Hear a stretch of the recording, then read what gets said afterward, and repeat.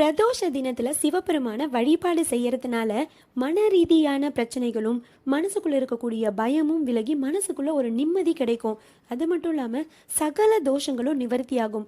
ராகுகேது தோஷமா இருந்தாலும் சரி, செவ்வாய் தோஷமா இருந்தாலும் சரி, எந்த கிரகத்தால பாதிப்பு இருந்தாலும் பிரதோஷ தினத்துல சிவபெருமான வழிபாடு செய்யணும். தீராத கடன் பிரச்சனையா இருந்தாலும், திருமண தடைகளும் விலகிறதுக்கு, குழந்தை பாக்கியம் பெறுவதற்கு, சொத்து பிரச்சனையா இருந்தாலும், எந்த பிரச்சனையா இருந்தாலும் பிரதோஷ தினத்துல சிவபெருமான வழிபாடு செய்யலாம். இந்த கோவில் ரொம்பவும் விசேஷமான கோவில். திருவண்ணாமலைக்கு அடுத்ததா சொல்லப்படக்கூடிய கோவில். 2000 வருடத்திற்கும் பழமையான கோவில் அப்படிங்கிறதுக்கு இந்த மீன் சின்னம் தான் உதாரணம்.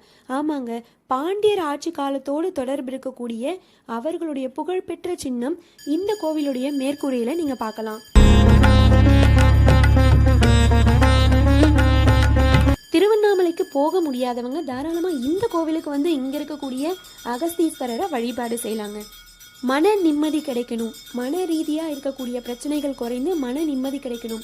கணவன் மனைவிக்குள்ள ஒற்றுமையே இல்லை, குடும்ப பிரச்சனை எப்பவுமே இருந்துகிட்டே இருக்கு, நிலப்பிரச்சனையும் இருக்கு. இது எல்லாமே தீரணும்னா இந்த கோவிலுக்கு வந்து இங்க இருக்கக்கூடிய சிவபெருமான வழிபாடு செய்யலாம். இந்த கோவில் வேற எங்கேயும் இல்லைங்க, சென்னையில தான் இருக்கு. வெண்பேடு அப்படிங்கிற ஒரு அழகான கிராமம் திருப்போரூருக்கு பக்கத்துல ஒரு 7 கிலோமீட்டர் தூரத்துல தான் இருக்கு.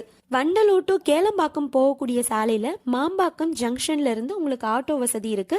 வெண்பேடு அப்படிங்கிற அந்த கிராமத்துக்கு நீங்க பஸ்ல போற மாதிரி இருந்தா வண்டலூர்ல இருந்தே உங்களுக்கு திருப்போரூர் பஸ்ல ஏறிடுங்க. நீங்க இறங்க வேண்டிய இடம் வெண்பேடு அப்படிங்கிற அழகான கிராமம். இறங்கின இடத்துல இருந்தே ஒரு 2 நிமிஷத்துல இந்த கோவிலை ரீச் பண்ணிடலாம்.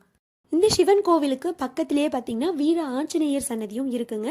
இங்கே பார்த்தீங்கன்னா ஆஞ்சநேயரை தரிசனம் பண்ணலாம். அது மட்டும் இல்லாமல் யோக நரசிம்மர், யோக ஆஞ்சநேயர், லக்ஷ்மி தாயார், சீதாதேவி, ராமர், லக்ஷ்மணர் இந்த கோவிலையும் தரிசனம் பண்ணிட்டு போகலாம். இந்த கோவிலுடைய ஃபுல் வீடியோ லிங்க்கும் டிஸ்கிரிப்ஷன்ல கொடுக்குறேன், பாருங்க.